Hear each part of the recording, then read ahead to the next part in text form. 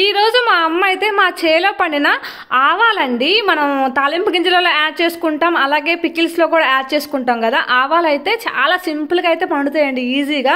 మనం జస్ట్ అట్లా చల్లితే చాలు సీడ్స్ని, వెంటనే మొలకలు వస్తాయి అండ్ చాలా ఎక్కువ పండుతాయి.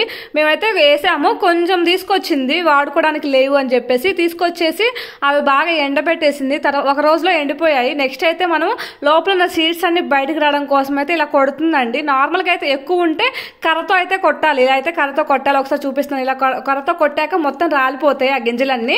నెక్స్ట్ అయితే మనము చేట తీసుకొని చెరగాలి. చెరిగితే మనకి కొంచెం డస్ట్ ఉంటే అవన్నీ పోయేసి మనకి ఆవాలు అయితే ఉంటాయి. ఇలా అయితే ఉన్నాయి కదా. తర్వాత దాన్ని చేటతో చెరగాలండి. ఆ చేటతో చెరగతుంది కూడా చూపిస్తాను ఒకసారి.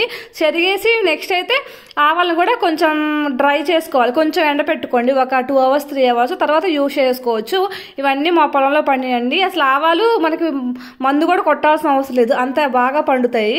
ఇలా అయితే నేను ఎప్పుడన్నా నాకు ఆవాలు కావాలన్నా కానీ ఇలా ఎక్కువ ఉంటాయి కాబట్టి నేను ఇక్కడి నుంచి తీసుకెళ్తాను. రేర్గా కొనుక్కుంటాను ఆవాలు అయితే, ఎందుకంటే పొలంలోనే పండుతాయి కదా ఈజీగా అని చెప్పేసి. ఇలా మొత్తం చెరుగుతుందండి. ఆ ఉన్న డస్ట్ పార్టికల్స్ అన్నీ బయటకు పోతాయి, అప్పుడు మనకి ఫ్రెష్గా అయితే ఉంటాయి. నెక్స్ట్ అయితే చూపిస్తున్నాను ఎలా ఉన్నాయండి. ఇలా అయితే అవుతాయి. కొన్ని మనకి అన్నీ బాగా ఎండవు కాబట్టి కొన్ని పచ్చిగా ఉంటాయి కాబట్టి గ్రీన్గా ఉన్నాయి కదా, అందుకని ఒక రోజు ఎండ పెడితే మనకు బాగుంటాయండి.